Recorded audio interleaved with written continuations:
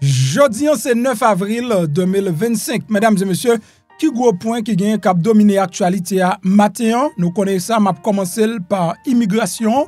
Eh bien, président Donald Trump lui prévoit infliger une amende de $998 par jour à immigrants qui pas quitté pays après yo fin recevoir l'ordre pour yo capable déporter tête yo. OK, l'ordre pour yo aller, l'ordre pour déporter yo.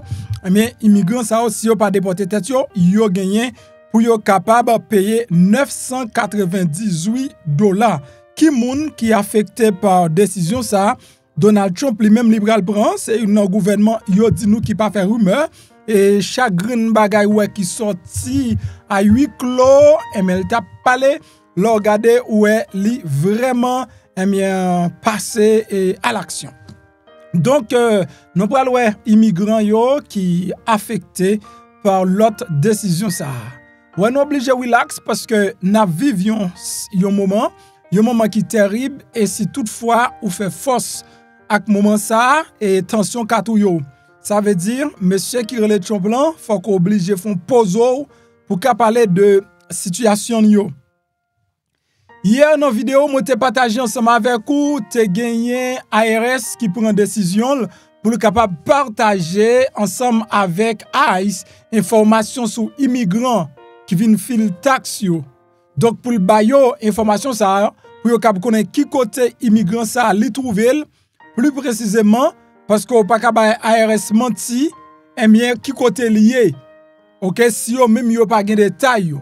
So et yo réalisé que ARS gain plus possibilité pour jouer une information coulier hein, surtout dans période côté que moun a fil tax.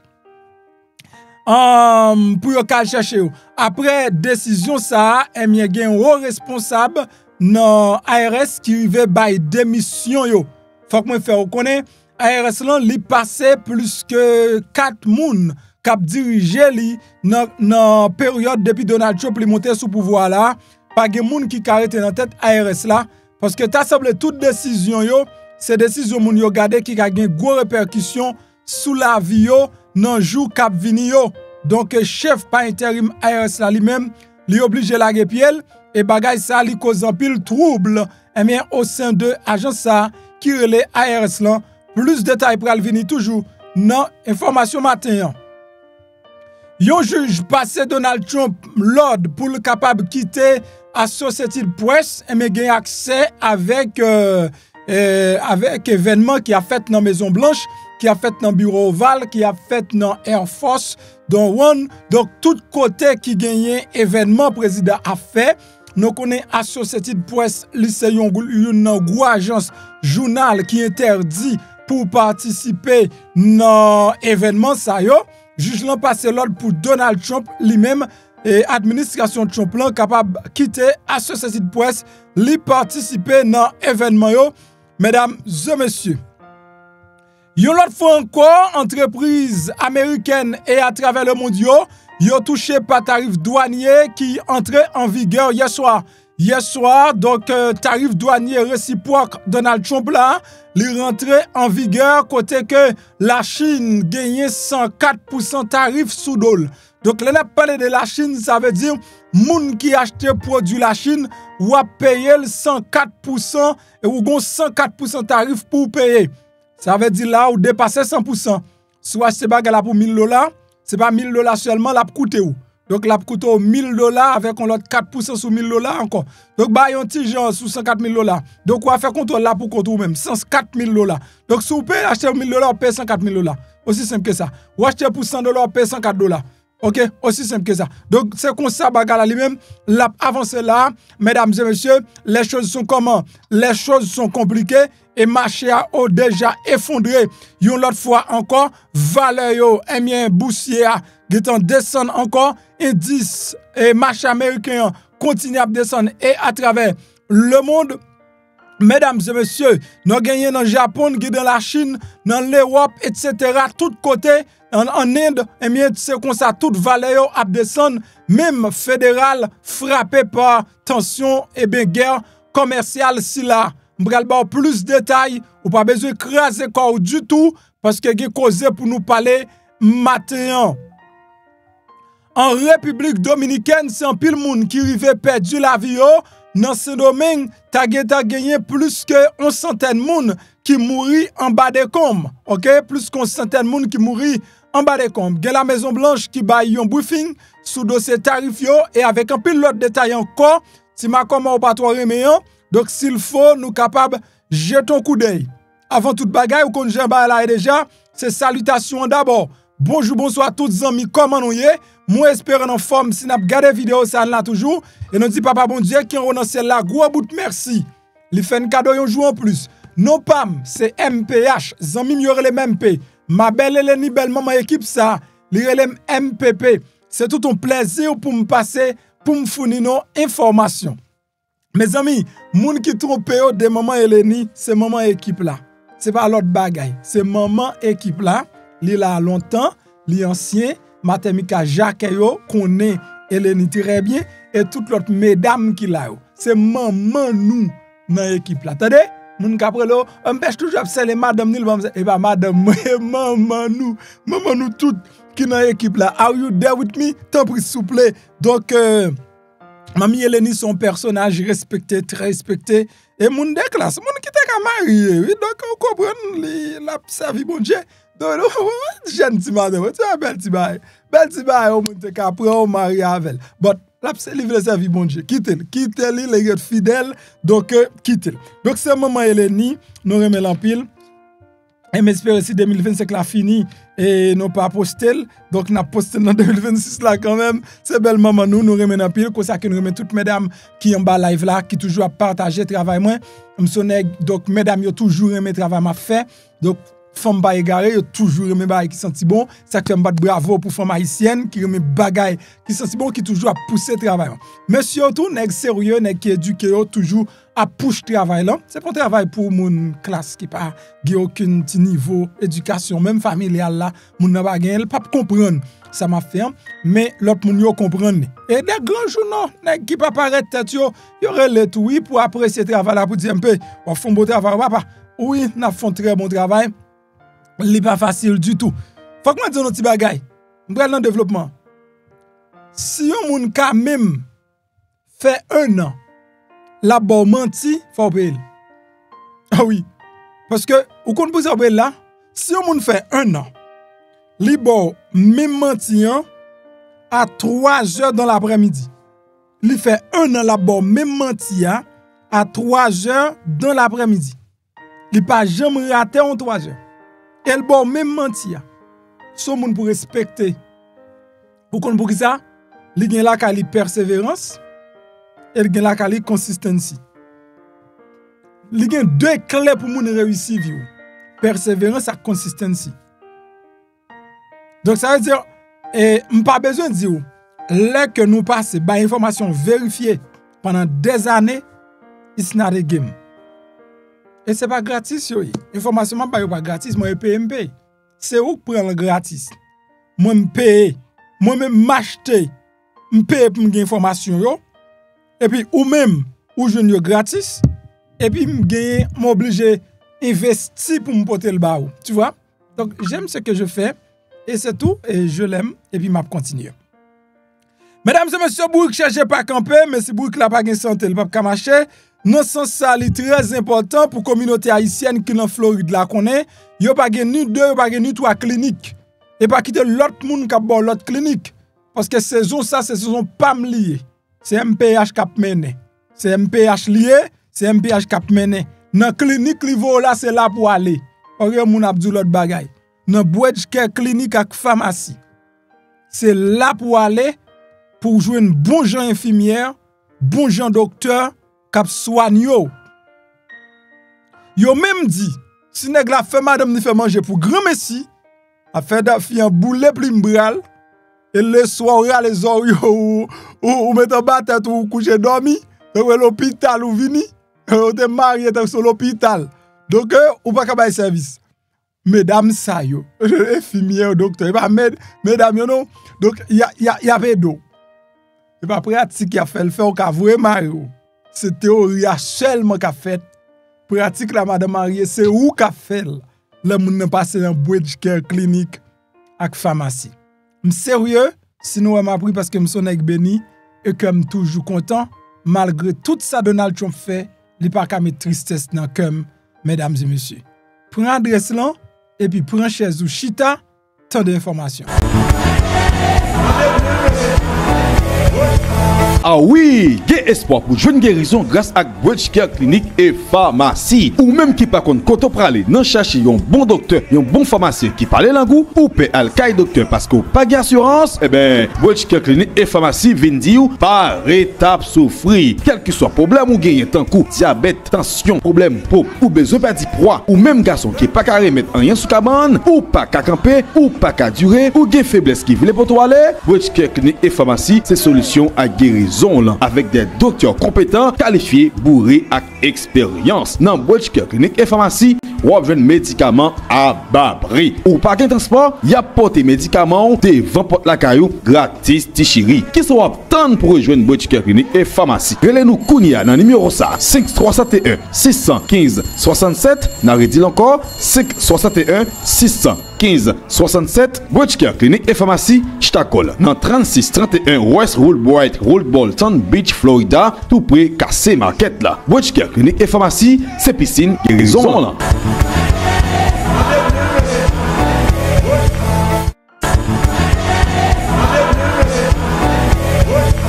Ah oui, il y a espoir. Eh bien, pour charger par camper, regardez ça dans déjà, n'a avancé. Depuis Donald Trump monté sous pouvoir, une préoccupation c'est immigrants. Et ceux-ci, ils ont utilisé toute qualité de stratégie pour être capable de faire ça que les déportations massives là.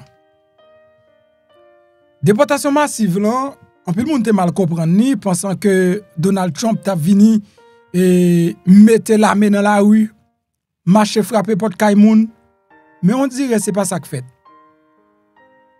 Ils ont utilisé stratégie pour eux même qui plus facile là, c'est garder comment ils ont fait immigrants déporter tête yo.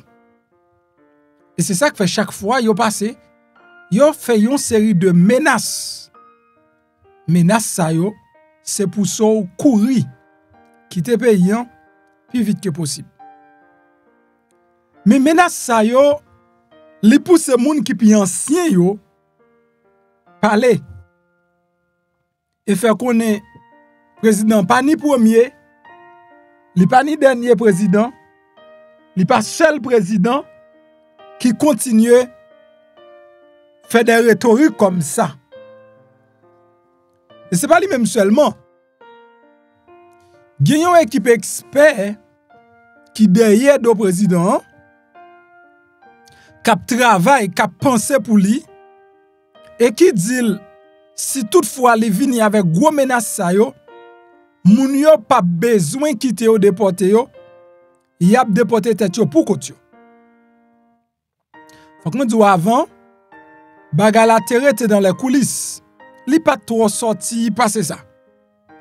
Moun qui connaît était toujours à parler de lui, dit donc Donald Trump pral faire moun yo déporter tête yo, mais yo même yo pas paraître visiblement. Koulier hein? Yo pas prête une occasion pour yo pas dire déporter tête ou sinon n'a vinn prendre. Ça veut dire objectif principal là c'est faire moun yo déporter tête yo. Est-ce que ou pas ta remen déporter moun oui, mais conditions yo fatal pour pouvoir arriver déporter moun yo. Quelles sont ces conditions? Quantité l'argent pour payer. L'on arrêter moun nan, faut bal manger, faut bal boire, faut mettre le dormi. Plus li fait tant la caillou, c'est plus ou a dépenser. Et malheureusement, administration ça, li pas camper sous dépenser. Li plus camper sous économiser l'argent. C'est raison ça joindre moyen pour faire moun déporter tête yo, mais c'est ça plus efficace. Faut que moi dire dans dernier moment, décision qui prend yo paraît vraiment fait peur. Yo paraît vraiment des décisions qui fait peur. Parce que gen bagay yo di ou là, si toutefois il veut réaliser, ou ap mande yon immigrant qui illégal côté le pral lever moyen pour le capable répondre avec exigence gouvernement lui-même faire. Exigence dernier moment yo pour payer presque $1000 par jour. Si toutefois vous avez l'ordre pour vous déporter ou pas déporter tête ou. Attendez. Normalement, lorsqu'on ordre de déportation, gouvernement choisit dans qui l'heure, dans qui temps la vinn chercher. C'est lui-même qui fixe date là. Li vini jodi al pa jwe nous, li retourne. Pas jamais gen immigrant vrai qui exposé ou qui dit déporter non m'vle aller. Pas gen ça. Mais je dis à Donald Trump fait longtemps sous les forces pour déporter tête. Ko gen pays, ko pa gen pays. $998 par jour. C'est quantité l'argent ça, moun qui gen l'ordre de déportation yo pral payer $998 par jour. Moun qui pas quitter pays après le fin recevoir l'ordre de déportation. Combien de temps après l'ordre de déportation moun nan doit quitter pays ça pas mentionné. Et qui moun qui affecté par décision ça qui pral prend, on continue à regarder détails. Selon NBC News, administration Trump prévoit pour affliger ak migrants qui sous mandat expulsion yon amende qui capable aller jusqu'à $998 par jour si yon pas quitter les États-Unis. Et puis y a saisi bien yo tout si toutefois yon pas arrivé payer amende ça. Selon des documents qui déjà consultés par journal Reuters. Amende ça a découlé de une loi de 1996 qui est entrée en vigueur pour la première fois dans l'année 2018 sous premier mandat président Donald Trump.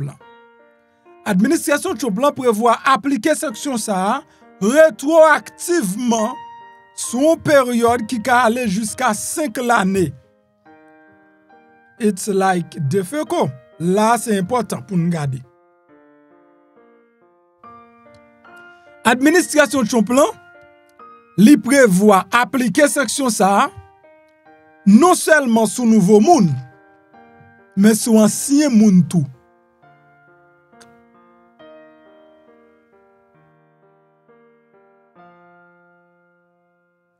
Li mande pour boire de l'eau.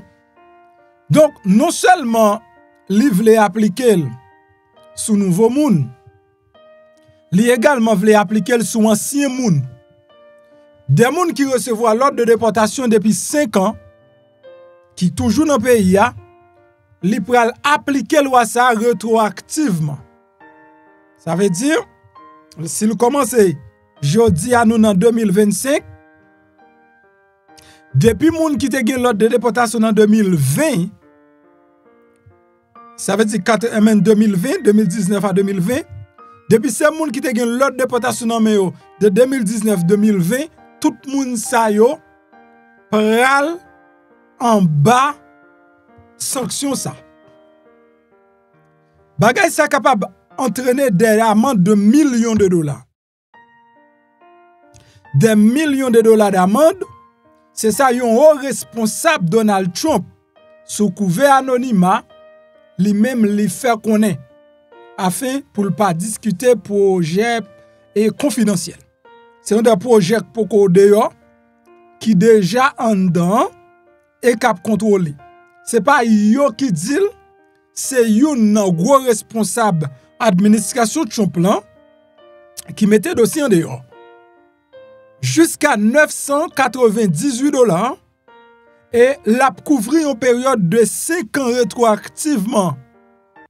Ça veut dire ancien monde qui gagne l'ordre de déportation depuis 2000 2020 2019 moun sa yo pral payer $990 ça par jour.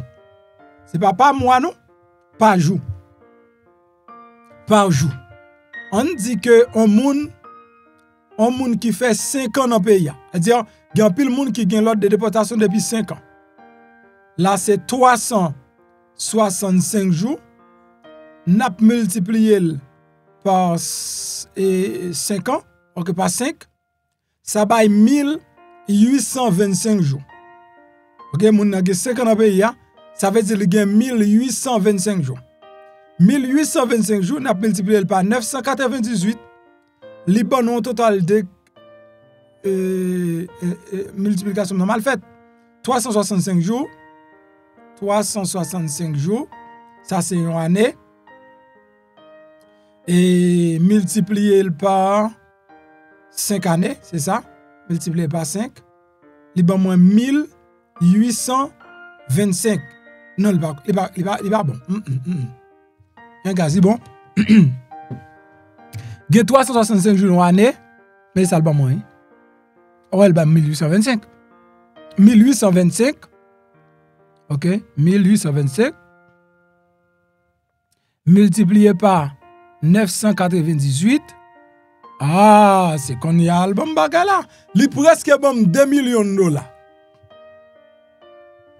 Un monde qui gagne 5 ans dans le pays, yon monde qui gagne 5 ans dans le pays, et automatiquement, qui gagne 5 ans, qui gagne l'ordre de déportation qui gagne 5 ans, automatiquement, décision ça li rentre en application. Moun sa doit l'État américain 1 821 350 $. 1 821 350 $, c'est comme immigrant illégal qui te recevoir l'ordre de déportation gagné pour payer. Pas oublier, immigrant ça pas de autorisation de travail non men. Yo cancel tout bagay, yo cancel autorisation de travail li tout. C'est immigrant qui fait quelques petits travail donc black job pour yo capable gen ti kob yo. Mais yo pas c'est pas des moun qui travaillent sous table, moun qui travaillent en bas table.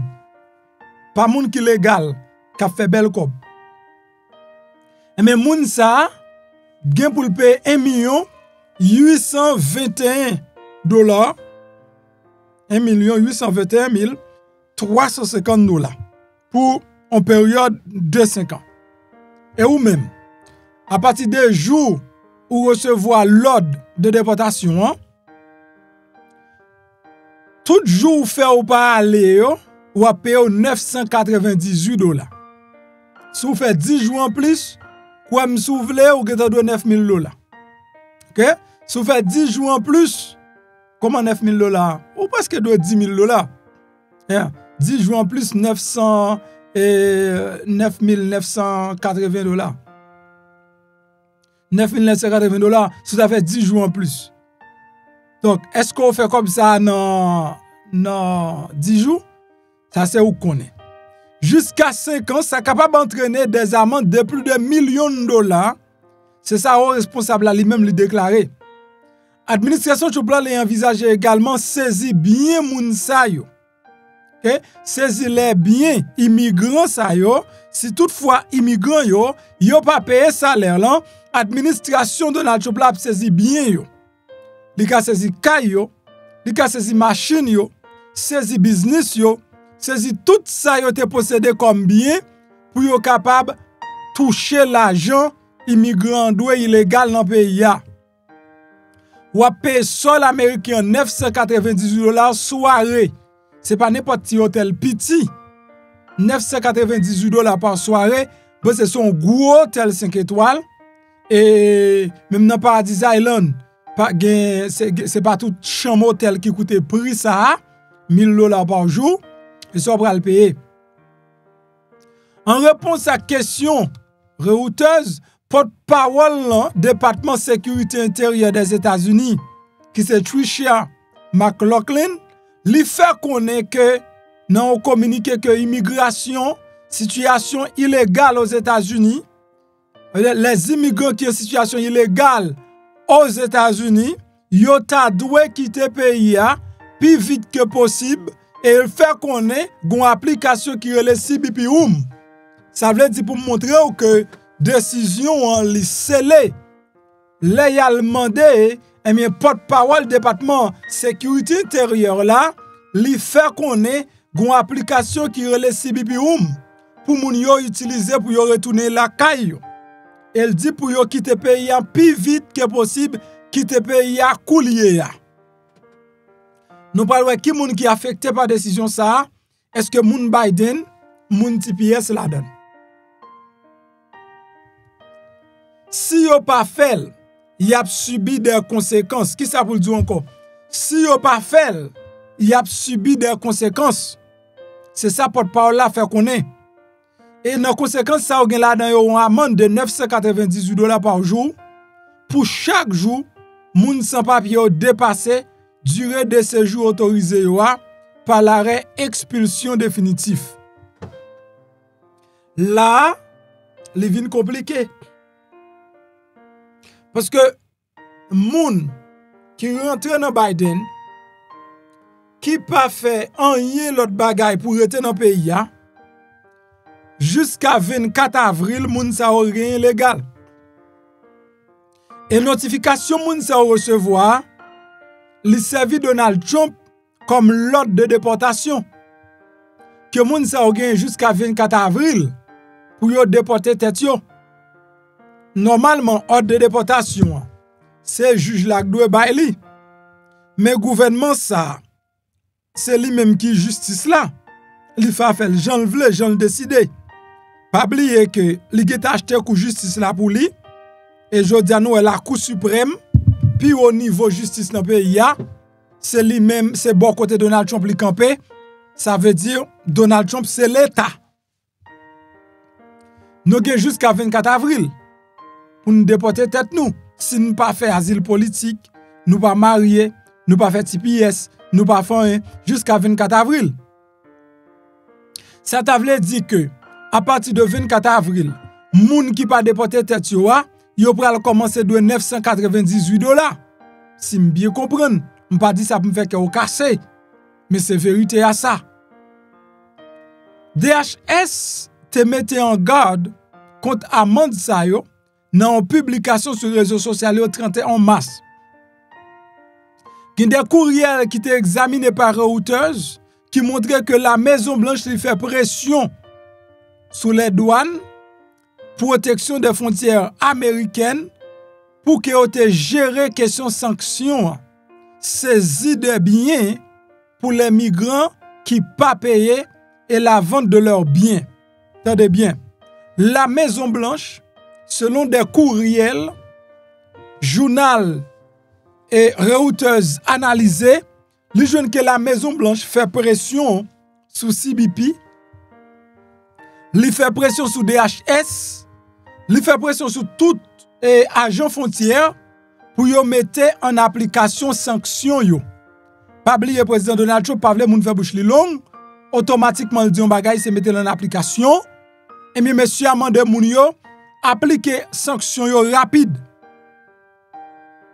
Saisi bien yo, vendre bien yo pour nous toucher. Président Trump lui-même dans dossier l'argent petit garçon gen les même moun s'il joine la vendre pour le faire comme m'poko jamais nègre remet l'argent comme ça moi même non garçon pas ka remet l'argent dans niveau ça non garçon doit remet faire comme mais remet l'argent dans niveau là c'est grave. Mais les États-Unis ont dirigé par une monde qui plus remet l'argent sur la terre. Président Donald Trump a lancé une vaste campagne de répression de l'immigration. De son entrée en fonction en janvier, l'a testé les limites de la législation américaine pour le cap multiplier arrestation et expulsion. Amende qui prévoit viser 1,4 million de migrants. OK? 1,4 million de migrants dont expulsion était ordonnée par un juge de l'immigration. C'est très important pour que nous notions ça. Pour que nous notions ça, eh bien, c'est 1,4 million d'immigrants que juge immigration by l'ordre pour déporter, pour quitter le pays. c'est eux même qui pral subir sanction ça. Moi voulons comprendre que même si administration li bon l'ordre pour aller, li cap toujours dit li te bon avertissement à partir de cet avertissement. Moi dit samedi pas sous base légale mais sous base de façon moins Jean Donald Trump lui-même l'a fonctionné. OK? Jean Donald Trump lui-même l'a fonctionné moi senti que mesdames et messieurs moi senti Donald Trump ka prend n'importe qui décision. Donald Trump ka prend n'importe qui décision pour le dire que il t'a averti moun yo pour que moun yo même yo te quitter pays. Mais son juge qui pour bon l'ordre pour quitter pays. Son juge. Le commando yo voye avertissement ça, yo ka contester devant tribunal. Ou ka présenter asile politique. Ou ka montrer peur ou gagner pour retourner dans pays ou là.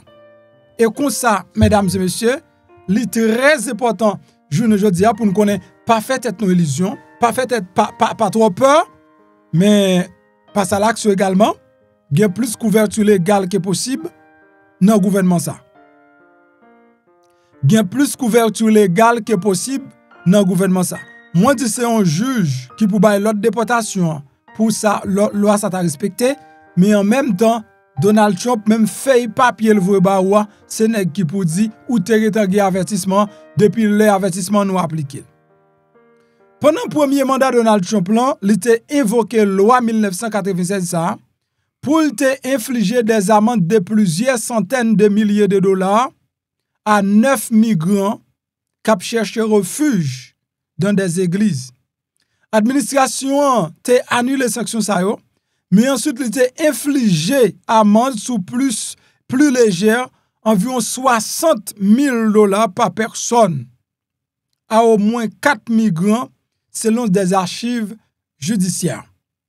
Président Joe Biden, l'el monté sous pouvoir, il était éliminé amende ça, il était annulé yo, et il demandé tout pour moun te capable de contester amende yo devant tribunal. Il te fait connaître objectif là c'est pas vraiment faire respecter la loi, mais c'est projeter la peur dans la communauté. C'est ça Donald et c'est ça bien li déclaré. C'est pas la loi Donald Trump voulait faire respecter, mais Donald Trump lui-même livre pour moun capable gon peur qui envahit et pour quitter pays, c'est ça Biden te dit. Mais je dis comme Noël, c'est action qu'a posé. La saisie d'actifs proposés contre migrants qui pas conforme à l'ordre d'expulsion définitif là, capable de un pacte sur citoyens américains ou bien résidents permanents dans foyer yo. Parce que gen des migrants qui pas vivre pour compte li. La vivre avec un citoyen américain, mais soit saisi bien ou ka saisi bien citoyen américain tout dans sens ça. Le groupe de défense immigration FWD.US qui estime que environ 10 millions de migrants sans statut légal ni protection temporaire et qui vivent avec des citoyens américains ou bien des résidents permanents dans sanrele des ménages à statut mixte. C'est lourd d'amende, sont capables de toucher des immigrants à faible revenu. Une analyse des données du récent 2019 réalisée par Migration Policy Institute, un organisme non partisan, lui révèle que 26% des ménages comptant des immigrants sans papier ont des revenus inférieurs au seuil de pauvreté fédérale. Donc là, bagage ça va l'affecter en pile monde.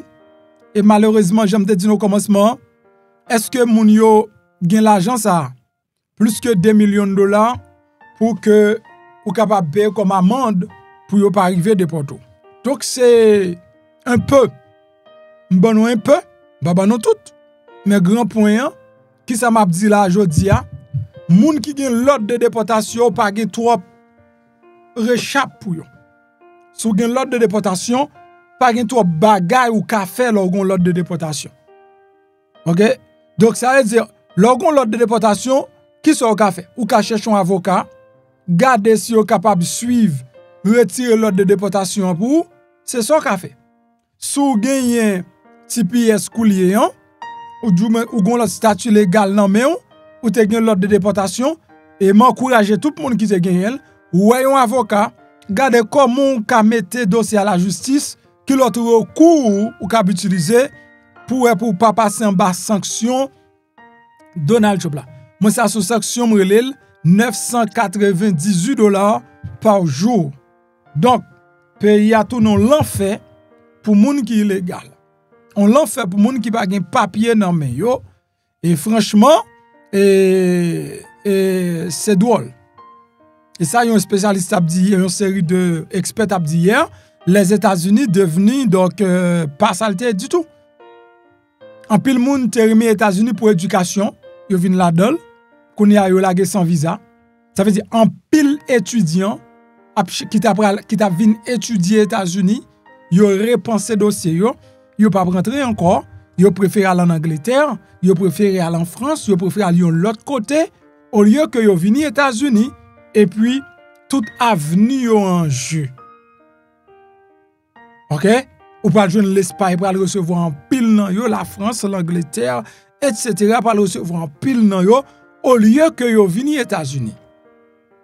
À cause de président Donald Trump qui vient avec un paquet de principes, etc.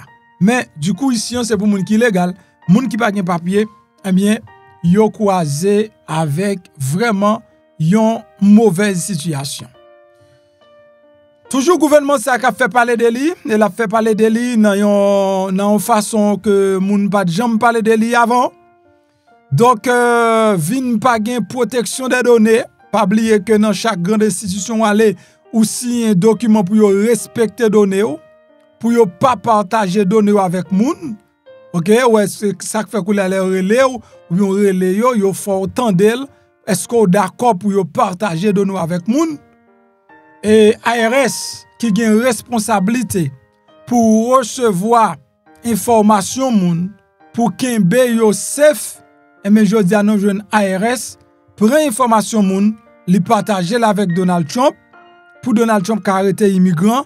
Ça c'est notre dernière limite situation t'est arrivé.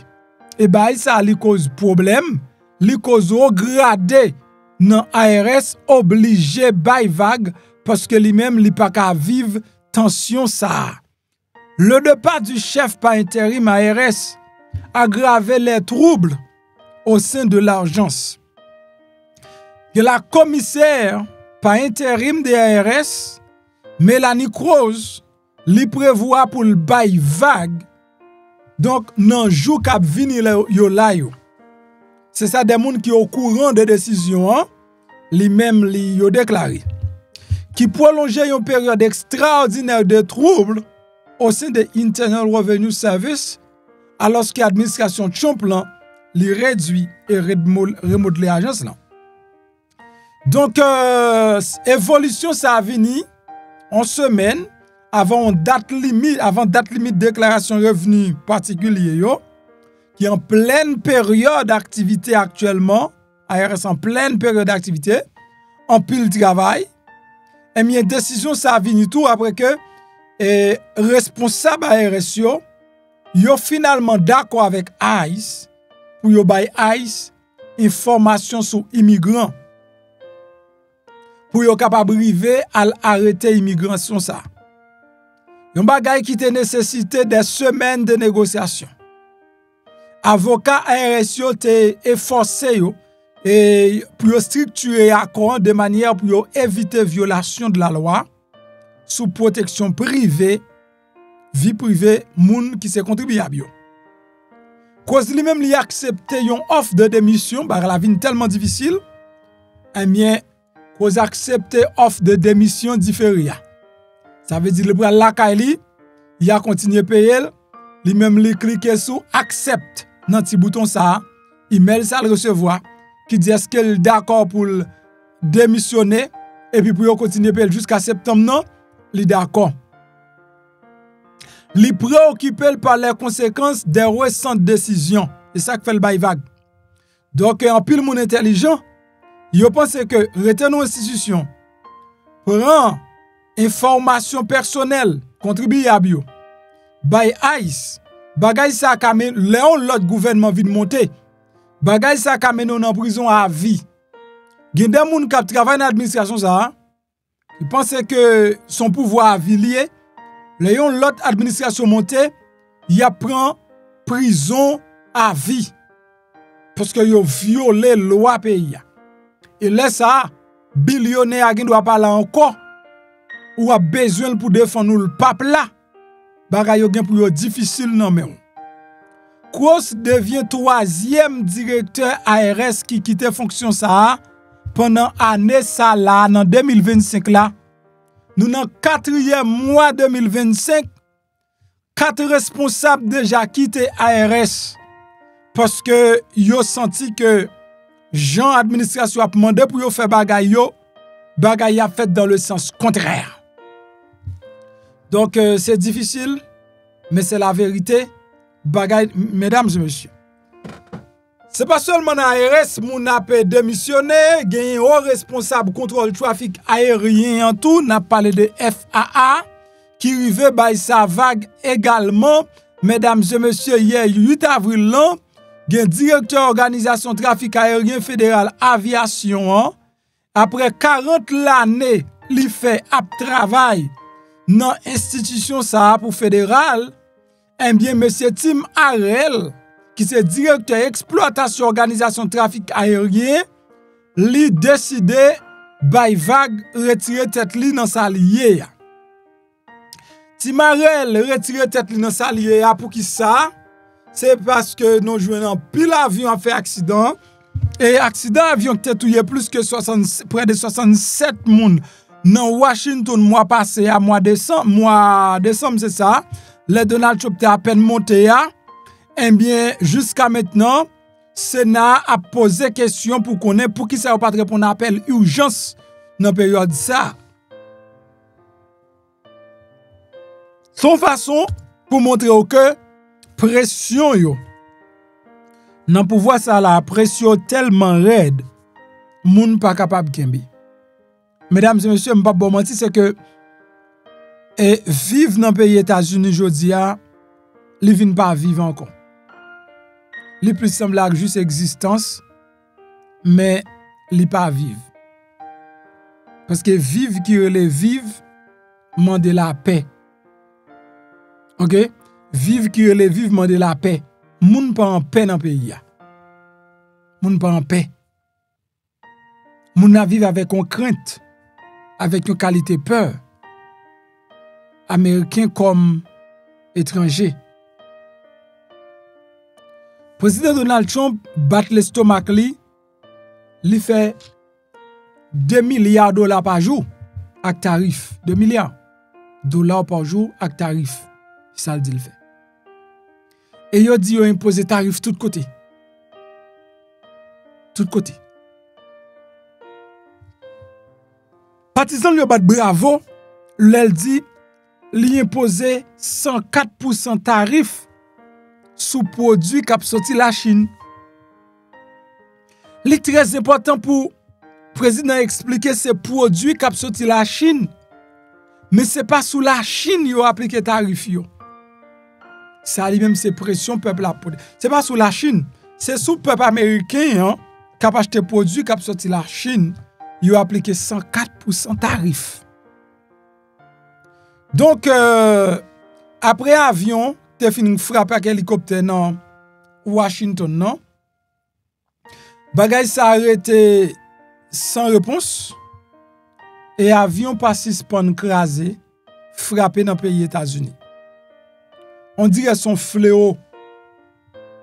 Normalement, l'historique, chaque pays qui a emmerdé les immigrants, il a toujours subi un sort. Si vous regardez ce qui passé en République dominicaine là avant hier, il y a perdu une série de monde de qualité, de grands musiciens, artistes, sportifs, politiciens qui mourent dans un concert qui t'a fait en dedans. Et m'kwe yo déjà joint près de 98 corps qui mouri et il a continué chercher toujours. D'ici journée, il y a une possibilité pour le dépasser pour plus que 100 en République dominicaine. Donc, les États-Unis n'ont pas tiré sous lui, ils ont fléau spirituel. Parce que faut que moi dise que bon Dieu pas prendre yeux garder bagay ça comme ça. Immigrant au drogué, la nature pas prendre yeux garder ça comme ça. Immigrant yo pas gen moun. OK? Immigrant yo pas gen moun. Immigrant yo c'est seul bon Dieu yo gagné. Puisque c'est le bon Dieu yo gagné, c'est bon Dieu pour défendre yo tout.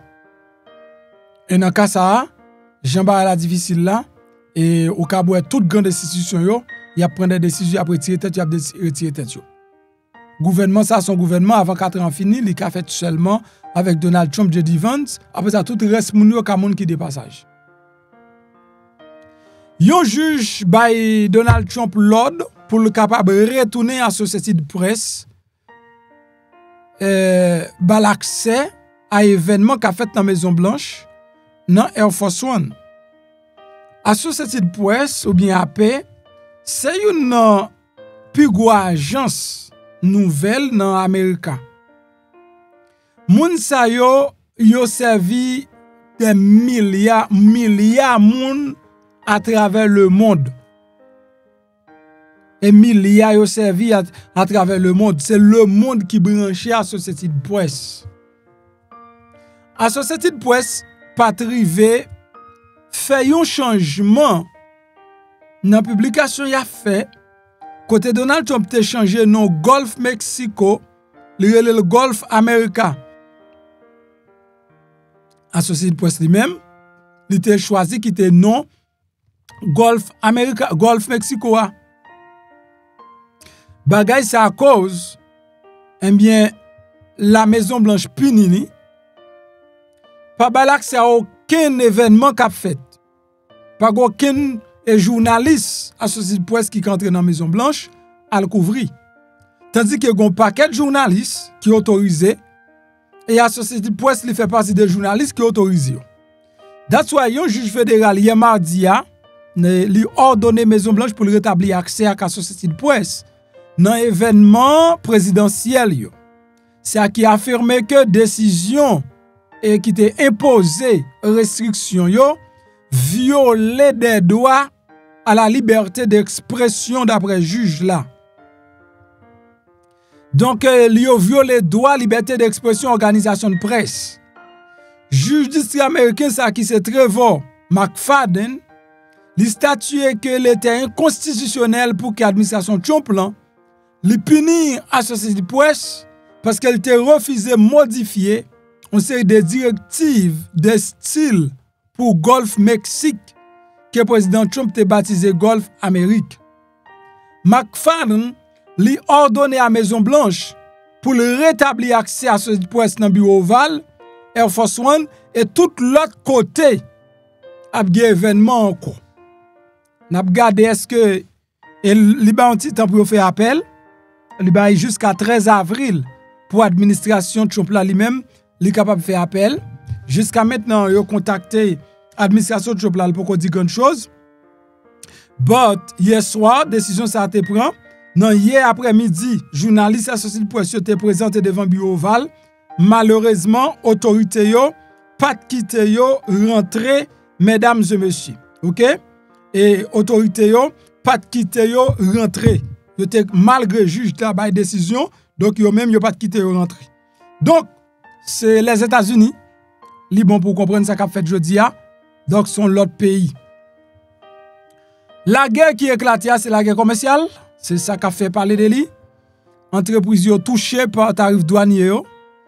Et les grands milliardaires qui étaient protégés Donald Trump, qui étaient supportés Donald Trump, yo perdu des milliards de dollars. Yo perdu des milliards de dollars. Et en pile nan yo yo vle porter plainte contre Donald Trump. OK? En pile grande entreprise qui touche pas tarif douanier yo décidé porter plainte pour Donald Trump. Entreprise yo envisage une stratégie risquée pour lutter contre tarif douanier yo. Pour poursuivre Trump en justice. Nan mitan yon lutte pour repousser tarif douanier, Chambre commerce avec l'autre grand groupe industriel yo, y a discuté des opportunités intenter yon action en justice. Selon plusieurs moun fait connaître. Donc mais yo gon ti peu, yo dit imposer citer non Donald Trump seulement en public qu'a fait non prend gros sanction. Relè la justice qu'a fait bagarre la vie plus difficile. Jusqu'à maintenant, il a balancé l'équation pour yo ouais. Est-ce que yo kabrele Donald Trump la justice? Parce que bagay ça à cause stock market là complètement crasé. Il y a un nouveau tarif douanier Trump yo qui rentre en vigueur hier soir, qui ébranle les finances publiques yo, qui bouleverse le monde commercial. Côté les États-Unis, ils frappent la Chine avec un tarif douanier de 104%. Vente obligation vin intensifié, moun qui te gagné ap liquide bien rapide, ça vin fait encore moun yo vin peur. Marché mondial la secoué par entrer en vigueur nouveau tarif douanier ça, je dis en suivre de plus en plus parce que marché a à peine ouvert en Amérique, bien qu'en Europe li getan bien tard, mais Amérique li à peine ouvert. Chute bon trésor américain. Yon actif clé sous marché financier mondial là, li était au cœur de l'actualité. Rendement des obligations à 10 ans, référence pour des milliers de milliards de dollars de prêts de titres. OK? Donc moun qui te gen bon nan mais y a liquide bien rapide, tout indice yo continue à descendre. Donc on l'autre fois encore joun a regarder ça et moun qui te gen nan mais yo cap continuer vendre. Ou qui sorti à 3.9, qui est monté à 4% et cap continuer monter parce que moun yo pas doué vle quitter en rien nan mais yo pour que yo pas de problème. On regarde comment indice lan yé dans marché boursier ya. Nou gen imini dollar lui-même qui perdu valeur sorti dans 294, là nous elle a passé à moins 312. Et là, nous avons Nasdaq là, qui est moins 3. Nous gagnons S&P à moins 26. OK? États-Unis 10 ans, BX 4.3. Indice dollar américain moins 53. Indice stocks euro moins 16. Donc, ça veut dire tout le monde net matin, yo frappé par guerre financière, ça, guerre commerciale, ça, Donald Trump lui-même, l'a déclaré avec l'autre pays, et une là-dedans qui frappe plus, c'est la Chine. Mesdames et messieurs. De la Maison Blanche également, qui baille un briefing. Bon, qui te regarder quelques minutes de comment ti demoiselle ou pas toi remet en pile là, comment lui-même l'état parler avec journaliste. Et puis m'a tourner rapide pour surprise que m'gen pour nan fin vidéo. You guys ready? Great. Good afternoon, everybody. How are we? Good to see you all. I have a few announcements off the top today. On April 14th, President Trump will welcome President Bukele of El Salvador for an official working visit here at the White House. They will discuss El Salvador's partnership on using their Supermax prison for Tren de Aragua and MS-13 gang members and how El Salvador's cooperation with the United States has become a model for others to work with this administration. On April 17th, President Trump will welcome Prime Minister Giorgia Meloni of Italy for an official working visit at the White House as well. The president's thoughts also remain with the families and communities experiencing devastating loss from the severe storms and flooding affected several states across the central U.S. President Trump approved emergency declarations for Arkansas, Kentucky, and Tennessee, allowing FEMA to provide federal assistance like equipment and resources to support state and local emergency response officials who are leading this response on the ground. Last night, the Supreme Court delivered a massive legal victory to the Trump administration and allowed us to continue removing foreign terrorist invaders under the Alien Enemies Act. This was a smackdown to a rogue left-wing, low-level district court judge who have relentlessly tried to stop President Trump from using his core constitutional powers as head of the executive branch and as commander-in-chief. The highest court in the land made it clear that the President of the United States has the power to protect our homeland and forcibly remove foreign terrorists who pose a grave threat to families and communities. Thank you to the Supreme Court for upholding the rule of law and protecting the Constitution. Our message to the monster Tren de Aragua and MS-13 terrorists still hiding illegally inside our country is clear. Deport yourself now, or you will be locked up and sent back to your home country. On another matter, the historic Liberation Day announcement last week by President Trump made it very clear that the era of American economic surrender is over. President Trump is no longer going to allow American workers and companies to be ripped off at the hands of foolish trade practices that shipped away millions of high-paying jobs and hollowed out communities across the country. It's America first, all the way. And despite fear-mongering by the media, the world is clearly responding to President Trump's approach. Just yesterday, President Trump held a bilateral meeting with Israeli Prime Minister Benjamin Netanyahu here at the White House. The Prime Minister pledged to immediately eliminate America's trade deficit with Israel and remove their trade barriers. Israel's proactive approach should serve as a model for the rest of the world. Also yesterday, the president spoke with Japan's prime minister, who wants to negotiate as well. The president also spoke to the acting president of South Korea this morning. He has tasked Secretary Bessent and U.S. Trade Representative Jameson Greer to lead these talks. In total, since the Liberation Day announcement, nearly 70 countries have already reached out to the president to begin a negotiation. Countries are falling over themselves to reform their unfair trade practices and free open their markets to our country. Why? Because these countries greatly respect President Trump in the sheer power of the American market.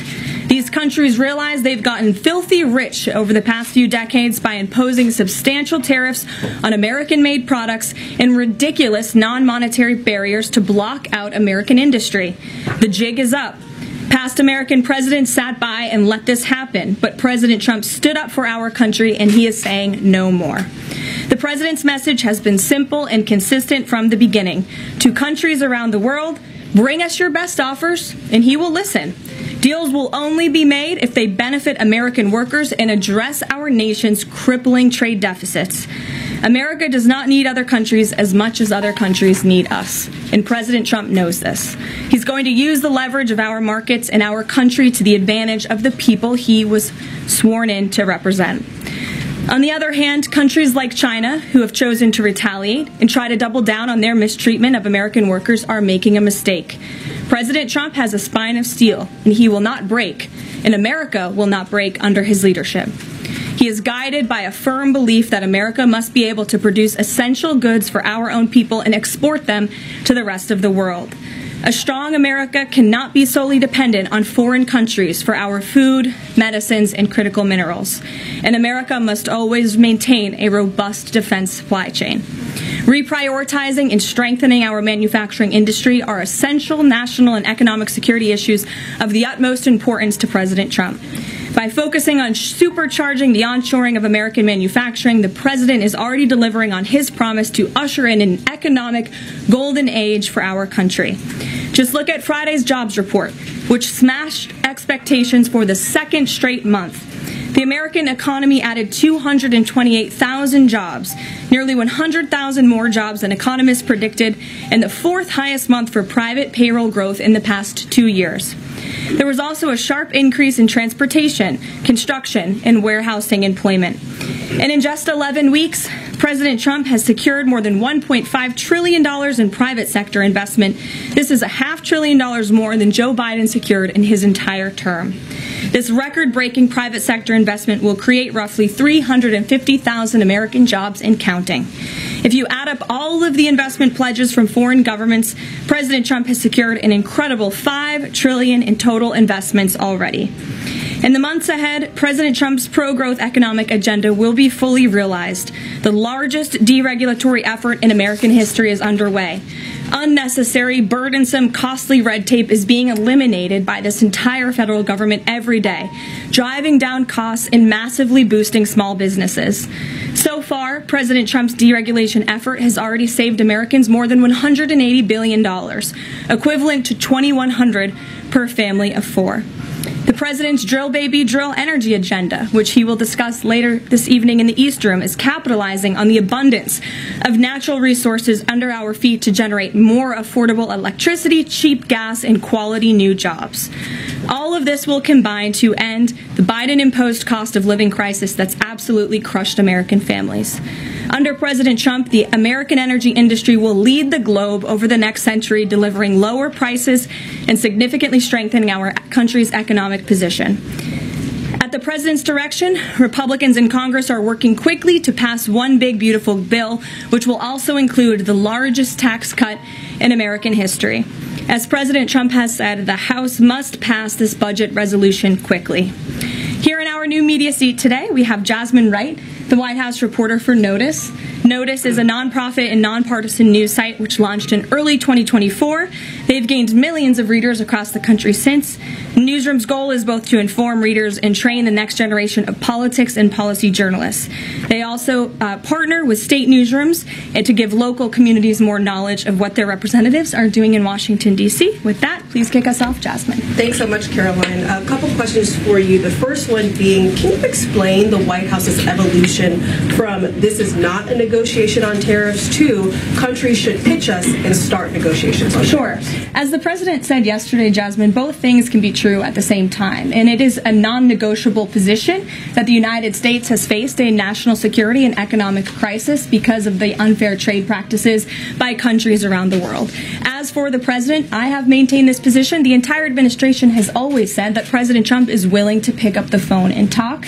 And the president met with his trade team this morning, and he directed them to have tailor-made trade deals with each and every country that calls up this administration to strike a deal and listen. And each and every one of these trade deals should be tailored and unique based on that country's markets, based on that country's exports, the imports here in the United States of America. What makes the most sense for the American worker and for our industry? The president is focused on putting America first. So was the evolution not factored in or determined by kind of the tumult in the stock market? Was that not a part of the consideration to start making these negotiations and deals? Again, I would reject that there was an evolution. On day one, we had said that the president will always pick up the phone for other nations and other companies that call this administration. The president always has a listening ear, and it's a non-negotiable fact that America has faced a national security and economic crisis for many decades, and President Trump is just the first to address this. And then my last question, how will negotiations change how much revenue the White House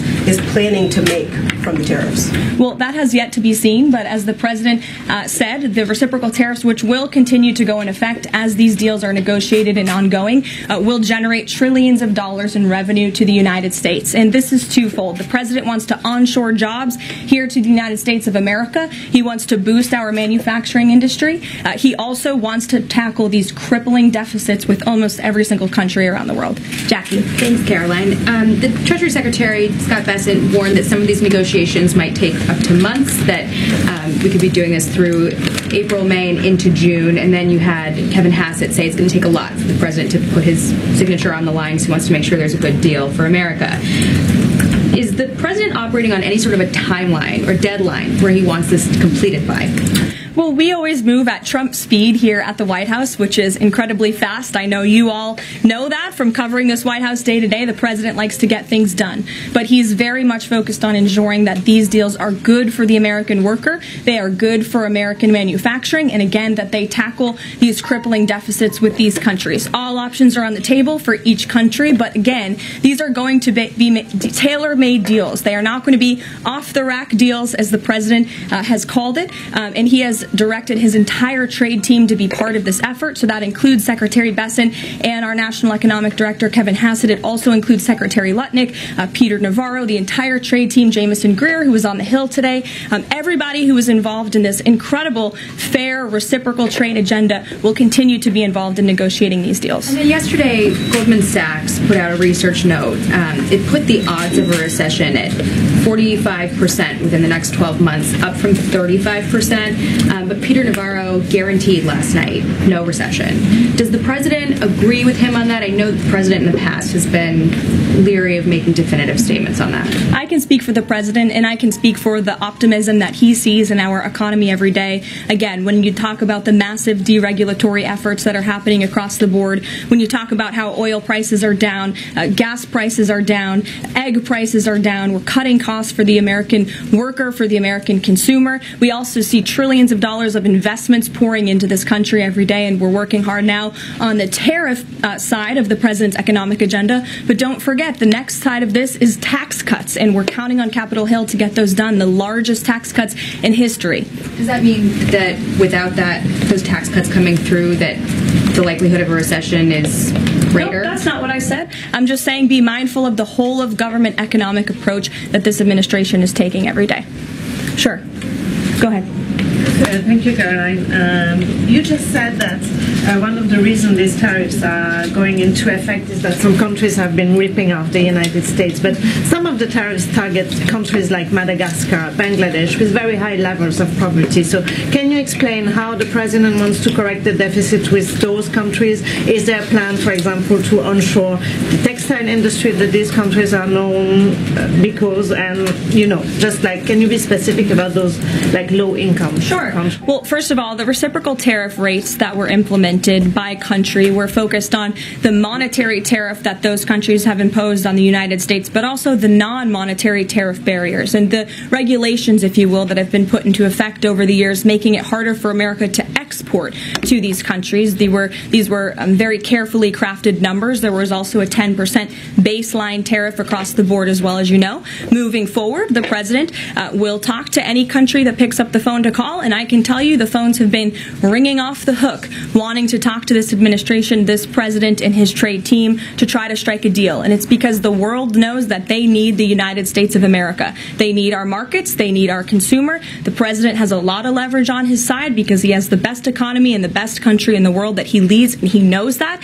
And it's about dang time we finally have a president who uses that economic leverage to benefit American workers. And that's what the president is trying to do. Maggie. Caroline, thanks. Does the president endorse something that Howard Lutnick said on television this weekend, which was that the army of millions and millions of human beings screwing in little screws to make iPhones, that kind of thing is going to be moving to the U.S.? Is that how the president envisions manufacturing shifting? And if so, how long would that take, roughly? The president wants to increase manufacturing jobs here in the United States of America, but he's also looking at advanced technologies. He's also looking at AI and emerging fields that are growing around the world that the United States needs to be a leader in as well. So there's an array of diverse jobs, more traditional manufacturing jobs, as you discussed, but also jobs in advanced technologies. The president is looking at all of those. He wants them to come back home. But iPhones specifically, is that something that he thinks is the kind of technology that can move to the U.S.? Absolutely. He believes we have the labor, we have the workforce, we have the resources to do it. And as you know, Apple has invested $500 billion here in the United States. So if Apple didn't think the United States could do it, they probably wouldn't have put up that big chunk of change. Elena. Hi, Caroline. It's clear the president has found the world's attention with these tariffs. Is he considering at all potentially holding off on imposing some of them before the deadline, or maybe later, reversing them because he's having these negotiations and having these good talks with other leaders? The president was asked and answered this yesterday. He said he's not considering an extension or a delay. I spoke to him before this briefing. That was not his mindset. He expects that these tariffs are going to go into effect. And you said something very important, Elena, in your question. You said the president has captivated the attention of the world. Absolutely he has. And it's about time we have a president in the Oval Office who is putting the world on notice and is putting the American people first, and again is using the leverage of the United States to negotiate good trade deals. Just a quick follow-up. There's been some public sparring between Elon Musk and the president's trade advisor, Peter Navarro, on some of these tariffs. Musk actually referred to Navarro today as being, quote, dumber than a sack of bricks. Are you at all, or is the administration, the president, all concerned that this is maybe impacting the public's understanding of these tariffs? It might be messing with the message on it? No, look, these are obviously two individuals who have very different views on trade and on tariffs. Boys will be boys, and we will let their public sparring continue. And you guys should all be very grateful that we have the most transparent administration in history. And I think it also speaks to the president's willingness to hear from all sides, that he has people at the highest levels of this government in this White House who have very diverse opinions on very diverse issues, but the president takes all opinions in mind, and then he makes the best decision based on the best interests of the American public. Deanna. Thanks, Caroline. On Truth Social today, Trump was talking about one-stop shopping talks with foreign leaders, bringing leaders to the U.S., to Washington, and talking to them about tariffs, but also other topics. So is that part of his strategy to bring the leaders to Washington and trying to get deals, outside of tariffs on foreign policy issues as well? I think the president, again, is going to have a custom, tailor-made approach to each and every country. And if that means discussions of foreign aid, of our military presence in these countries, how those troops are paid for, come to the table, that could be part of the negotiation in these economic negotiations. But it's the president's economic team who will be leading these. These are tariff and trade negotiations. And yes, they will be one-stop shopping for each and every country. They will be, as the president said again, tailor-made, not off the rack, to each and every country based on America's needs. And can you confirm? How are you? Thank you so much, Kara from Lynn's LTV. So President Trump has designated Tren de Aragua as a foreign terrorist organization and deported its members while also moving to restrict Venezuela's oil exports. Is the administration preparing additional military or economic actions against Venezuela and the Maduro regime? And my second question is about Supreme Court Justice Amy Coney Barrett. Is the administration have a comment on her decision to go with the liberals and go actually with the Tren de Araguas? This is the same justice that actually sided against January 6th hostages last year. So is the administration have a comment? Are they disappointed in Supreme Court Justice Amy Coney Barrett? To your first question, I don't have any actions to read out in terms of Venezuela. The president has imposed secondary tariffs on the Maduro regime and on Venezuela in the form of oil, which is obviously going to have a crippling effect on the Maduro regime, and that's the intended effect of this administration. As for the justice you mentioned, as for the Supreme Court, we've made our feelings very clear. We believe this was a massive victory. Certainly, we wish this was a 9-0 decision because we firmly believe that the president was well within his constitutional authority, and the Supreme Court made that very clear last night, and they put Judge Boasberg in his place. We called on the Supreme Court to rein in these judges who are acting as judicial activists, not real arbiters of the truth and the law, and that's exactly what we saw the Supreme Court do yesterday. Christian. Thanks, Caroline. Now that the president's reciprocal tariffs are here, going into effect tomorrow, what's the status of the ERS? When will they actually start collecting revenue? And will that be nested under CBP or somewhere else entirely? It's something Secretary Lutnick has taken up, so I defer you to the Department of Commerce, but it's something that he and the president believe quite strongly in, and it's a promise that they intend to keep to the American people. Real quickly, can you explain why the president opted to send Secretary Hegseth to the dignified transfer last week instead of attending himself? Sure. The Secretary Hegseth was there to represent the administration. The president has expressed his condolences to these families, as have I from this podium. Shelby. Thank you. The president's trade representative this morning told senators that the president does not intend on carving out exemptions for products and companies when it comes to tariffs. But would the administration consider changing that stance should bankruptcies begin among U.S. companies who are dependent on China trade? I won't get ahead of the president on any exemptions or his decision on that. I will leave that to him. But again, we're looking at this country by country and based on the needs of the American people and the American workforce. And one more. Can you walk us through how this specific tariff plan was decided on and which advisor came up with it? The reciprocal tariff plan? Yes. It was a plan that was discussed by the president's entire trade team over the course of many, many meetings, and the president ultimately decided on which way to go. A few proposals were given to the president. There was debate and discussion, and the president made his decision, and as you've seen very publicly, the entire trade team is on board with this plan and the negotiations that will ensue because of it.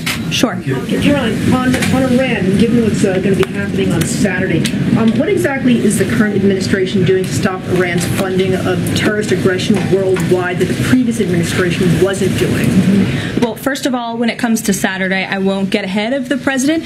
He has said there will be direct talks with Iran on Saturday. I won't further any details from this podium for obvious reasons, security reasons. And we'll, provide an update as we always have. However, when it comes to Iran, the president has reimposed crippling sanctions on the Iranian regime, and he's made it very clear to Iran they have a choice to make. You can strike a deal with the president, you can negotiate, or there will be hell to pay. And as the president said yesterday, if they don't choose to move forward with diplomacy and a deal, which is the direction we do see them headed in, there will be grave consequences to pay. To the back row. Thank you, Caroline. On the president's threat yesterday on social media to increase tariffs against China by an additional 50% in response to their retaliation, has he signed anything in terms of an executive order, any documentation around that? Will that additional 50% go into effect tomorrow? They will be going into effect at 12:01 a.m. tonight, so effectively tomorrow, yes. We'll work on that today? Of course, as always. To the gentleman in front of you, because that's who I originally called on. Go ahead. Over the weekend, President Trump said that he would be willing to have U.S. citizens deported to El Salvador with the cooperation of President Bukele. How would that work legally, and how many people would potentially be available for that operation? So the president has discussed this idea quite a few times publicly. He's also discussed it privately. You're referring to the president's idea for American citizens to potentially be deported. These would be heinous, violent criminals who have broken our nation's laws repeatedly. And these are violent, repeat offenders in American streets. The president has said if it's legal, right, if there is a legal pathway to do that, he's not sure. We are not sure if there is. It's an idea that he has simply floated and has discussed very publicly as in the effort of transparency. Reagan. Thank you, Caroline. There's been more reporting coming out now about President Biden's decline while in the White House. Is the White House considering releasing the audio of Biden's interview with Special Counsel Robert Hur to the public, which the former president had previously blocked? I don't have an update on that, but I can certainly check. I think the American people would be quite interested to hear that tape, but I'll double check on the release of it. Thank you. Michael. Thank you, Caroline. On Saturday, during meetings with Iran, President Trump says high-level officials will be meeting directly with Iranian officials. We're hearing some pushback from Iran now saying those talks will be indirect. Can you clarify? They will be direct talks on Saturday, and I won't get ahead of the president on any further details. Jennifer. Yeah, two things. On the Israel tariffs, can you give us an update on the discussion on relaxing those tariffs? And then I had another question about the Doge team after that. That discussion is ongoing. I don't have any definitive details to iron out for you here. And then the president on Thursday told us that there was an incredible discovery that the Doge team had made. He called it horrible and incredible. Can you reveal that yet? Give us details on what it was about? There has been a discovery. I hate to leave you hanging on a cliff, but I don't want to get ahead of the president on that. But I can confirm there has been a discovery. It's just not quite yet ready for release. Sure. Go ahead. Caroline, thank you. I was calling on the young lady behind you, but I'll come to you after, Ed. All right. Not discriminating here. The president is meeting today with House Republicans. Can you say who is in that meeting and his message to Republicans that are skeptical of the Senate-passed budget framework? Sure. The president will be meeting with Republican lawmakers today here at the White House to talk to them about the framework that the Senate passed. The president was very quick to put out a statement about his support for the reconciliation package that the Senate passed, and he is counting on House Republicans to pass it. The Republicans received an overwhelming mandate from the American public to govern. We have an extraordinary opportunity. There are key promises that the president made to the American people in this bill: tax cuts, securing the border, deregulation, unleashing the might of American energy. These are good things for the American people. The president wants to see this get done, and that's why he's engaging with lawmakers today. And just a quick follow-up on tariffs. Kevin Hassett said today that the administration is prioritizing talks with Japan and South Korea, other trading partners. Are there other countries on that list that you guys can name publicly that you're having serious discussions with? Sure. As you have heard from various administration officials, myself included, there have been nearly 70 countries that have reached out to the administration last time I checked. But again, I hear the phones are ringing off the hook. There are foreign leaders who want to fly to Washington tonight and get on a plane to negotiate with this country, which shows you the leverage that the president is using. It shows you the rest of the world needs the United States of America to do business with. Israel, obviously, yesterday, you heard a public statement from Prime Minister Netanyahu. The president has detailed his calls with the leaders of Japan, in South Korea. We are going to prioritize our allies and our partners around the world first when it comes to these negotiations, and the trade team will be divvying them up again to make tailor-made trade deals around the world. Ed, go ahead. As promised. Yes, thank you. You mentioned the 70 countries or so. I'm curious, though, under what conditions at this point would President Trump talk to President Xi about tariffs? Well, look, I just spoke to the president about this, and he believes that China wants to make a deal with the United States. He believes China has to make a deal with the United States. It was a mistake for China to retaliate. The president, when America is punched, he punches back harder. That's why there will be 104% tariffs going into effect on China tonight at midnight. But the president believes that Xi and China want to make a deal. They just don't know how to get that started. And the president also wanted me to tell all of you that if China reaches out to make a deal, he'll be incredibly gracious, but he's going to do what's best for the American people. So China has to call first?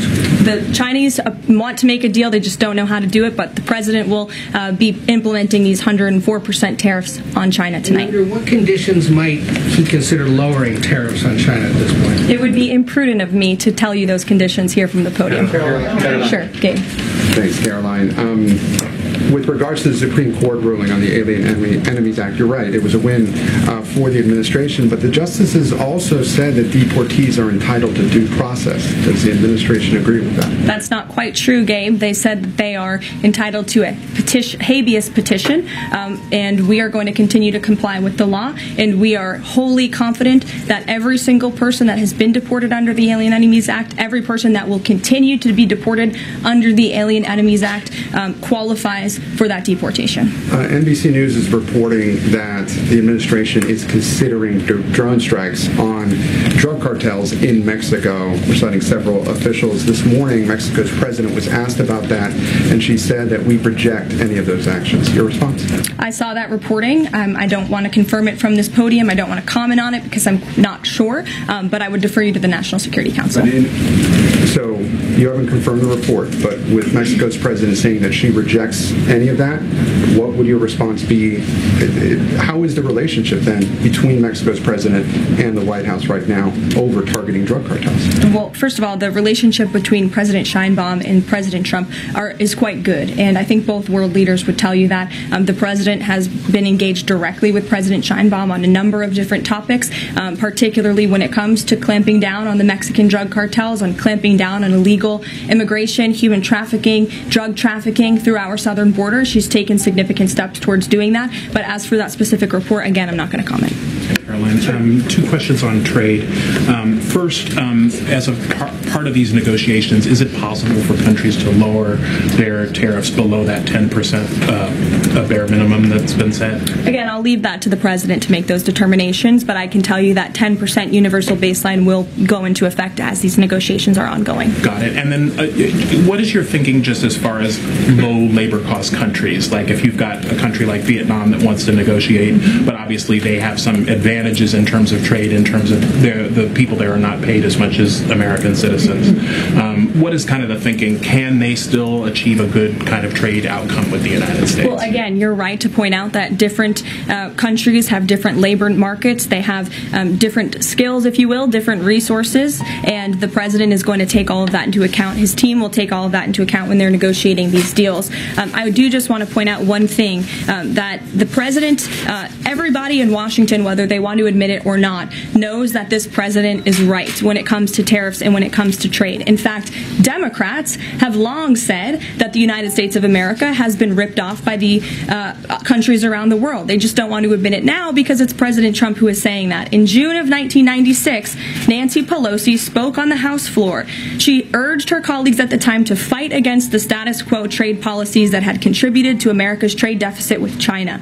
In fact, Nancy Pelosi said, "How far does China have to go? How much more repression? How big a trade deficit? How many jobs have to be lost for the American workers? How much dangerous proliferation has to exist before members of this House of Representatives will say, I will not endorse the status quo? Those are the words of Nancy Pelosi in 1996. Well, President Trump is finally answering her call 27 years later. Nancy Pelosi can thank President Trump today for the 104% retaliatory tariff that will be going into effect on China.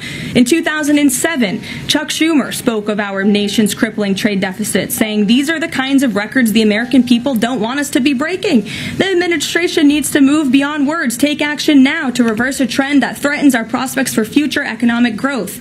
And Chuck Schumer said that in 2007. Finally, in 2025, President Trump is taking action. Recently defeated Democrat Sherrod Brown said on deficits in 2012 that our deficit then at China had reached an all-time high, and it was on pace to recede last year's record. The trade deficit had cost American workers millions of jobs at the time. These are the words of Democrats years ago. It is about time America finally has a president who is taking action to restore those millions of jobs back to the United States of America, to boost our manufacturing industry. He's doing what's right for the American people. It will take a lot of labor. It will take a lot of effort. That's exactly what the American people elected this president to do. He will be talking about our energy agenda at 3 o'clock today over in the East Room, as you all know. He will be signing a bill to unleash the might of our beautiful, clean coal industry in this country. Je vais vous présenter trois huiles.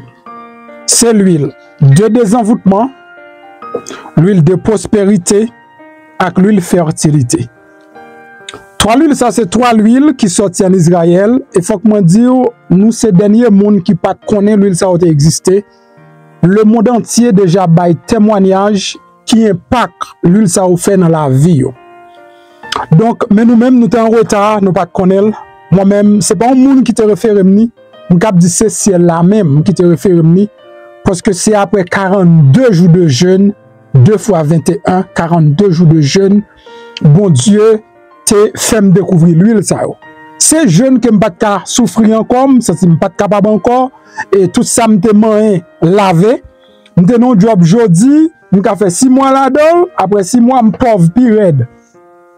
M'ka fait 1 an bien passé pour les machines, après l'autre année, faut gon année sécheresse qui vient manger tout ça m'posséder. Donc ça veut dire m'pas jamais capable prospérer de manière permanente. Moi t'appelle la prière bon Dieu, moi te voulais sortir dans ça et me te prendre décision avec toute famille moi rentrer dans jeûne pendant 42 jours ça. Eh bien à la fin 42 jours, bon Dieu t'a pral dit utiliser l'huile. Koulia m'pas ka kon côté pour me joindre l'huile. Me chercher bon Dieu fait me découvrir l'huile de prospérité avec l'huile de fertilité. Moi, il y a plusieurs gens qui font copie. Même si bagay ça ressemble bagay magie, m'pa prend yo, faut que moi joigni en Israël. De mal découvrir seule et unique industrie qui gagne certification pour faire l'huile ça en Israël et me commencer use yo. Si me on lave, use li. Ou pas gagne chance, use li. Ou gagne joke yo lage sou use li. Ou pas ka kembe kob use li. Comment? Eh bien, je commence à use l'huile ça yo. Depuis les am k'ap di yo, la vie me changer. M'ka di ça carrément et m'pa peur dire parce que m'pa au nom de bon Dieu David la Salomon, m'pa ka faire bac encore. Au nom du Père, du Fils et du Saint-Esprit. Non, pas un bac. C'est avancé, n'a pas avancé. C'est à partir de là m'vinn commencer et me reprendre sens la vie. Et yon nan plus gros bagay, bon Dieu fait pour moi, ce sont des dômes te gen bien longtemps. M'te perdu yo vinn retourner. Et m'kap di moi même son petit crasse témoignage moi gagné, mais moun k'ap bay témoignage sur l'huile ça, donc son bagay tête chargée, yo bay comme témoignage. Moun qui te malade, bay témoignage yo.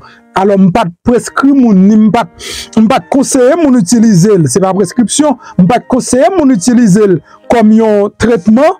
Mais moun qui malade utiliser yo joine guérison parce que m'yen l'huile pour l'huile guérison à tout exprès. M'ta vinn ak l'huile guérison. Mais l'huile de fertilité, l'huile de désenvoûtement elle fait ravage. Désenvoûtement c'est pour retirer tout ça qui vient pour avec énergie négative. Prospérité c'est pour attirer toute qualité richesse dans la vie. Fertilité c'est pour multiplier toute qualité richesse dans la vie. Ou besoin qu'on comment pour utiliser automatiquement. Ou fin faire commande l'huile là. Ou fin gagner, m'a voyé en vidéo ba ou k'ap dou mais comment pour utiliser. OK? Ou pas besoin pour vidéo ça, la montre comment pour utiliser et la bonne l'autre explication sur ça également. Sous besoin yo dans link ça, dans link vidéo gagner et website là, ou ka placer sur website là. Si ou pas ka placer sur website là tout, donc numéro téléphone ou sur écran, li gen zel sous li, ou ka fait zel là. Et puis, comme ça, au café Zel. Zel là, c'est $105 pour 3 l'huile. Sur le website là, c'est $105 lié tout. Jusqu'à ce que le prix a changé. C'est si tarif a changé parce que c'est en Israël le saute avec eux. Si vous faites payer plus pour nous venir avec eux, prix tout a changé. Et là, ça m'a déjà communiqué nous prix. Donc, on peut placer commande sur le website là et on peut faire le sous Zel. Je m'encourage à faire sur le website là tout parce que nous avons toute information et puis nous avons le baou la cao. Nous faisons shipment chaque semaine. Si vous faites la semaine ça, ou avez une semaine prochaine. S'il vous plaît, même j'ai avec un pilote fanatique qui utilise l'offre utiliser tourner, vinn ba un témoignage ou après encourager l'autre monde tout pour sortir dans gros fait noir spirituel qui nous y a. Pas oublier richesse, c'est 90% spirituel, 10% matériel. Si travail du te qu'on fait moun riche, tout le monde tape riche.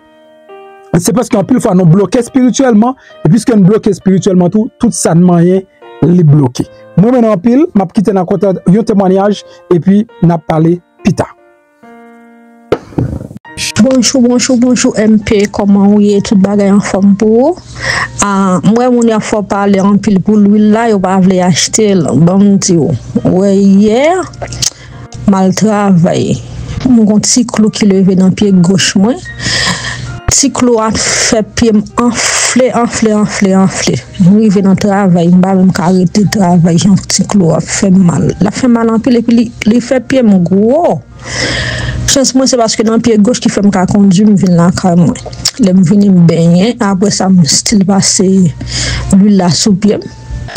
Et puis tout m'était juste parler avec bon Dieu, tout me passer l'huile là sous pied. Après ça me matin me lever, puis il a désenflé normalement deuxièmement il désenflé, il va faire mal. Et c'est un petit clou, on senti pas tout petit 18 et puis il gonflait tout pied. En tout cas ça c'est témoignage pas moi ou capable quitter dire ça dans les faire nouvelle plus tard ou capable dire mon ça veut dire quantité ça que vous dit et l'huile là bon pour l'IA ça c'est l'huile gros ça qui puis gros on dépasser ça qui désenvoûté c'est lui même que me dépasser dans pied ou capable quitter ou capable dire ça dans nouvelle plus tard comme témoignage pas moi. Parce que quand c'était ça ou dit lui là bon pour lui au contraire moi même il bon pour plus bagaille toujours. On va faire photo de grâce couloir pour montrer et puis à des temps désenflé et puis à tellement gros on te saisi tout le monde en travail là c'est dit Jean Pierre était gros enflé était enflé clairé qu'on a pu me descendre normalement me battre même cas et brete me retourner là quand moi qu'on a fait va faire mal puis me descendre puis normal. Pendant que vous regardez la vidéo, regardez à droite, vous voyez un bouton qui est en noir, qui marque souscrire, mais ça c'est espagnol. Si c'est en anglais, tu as marqué subscribe. C'est en français, tu as marqué s'abonner. Cliquez sur le bouton ça. Là, on finit cliquer sur lui, vous voyez une petite cloche bon côté. Cliquez sur cette cloche là tout. Sur cette cloche là, vous voyez abonner automatiquement le passe sous première option. Ou après flèche là sous deuxième option. Retirez flèche là sous deuxième option, mettez sur première option que c'est tout. Ça veut dire chaque fois monter une vidéo, ou joindre une notification. Et puis pas oublier, la gon like en bas vidéo ça.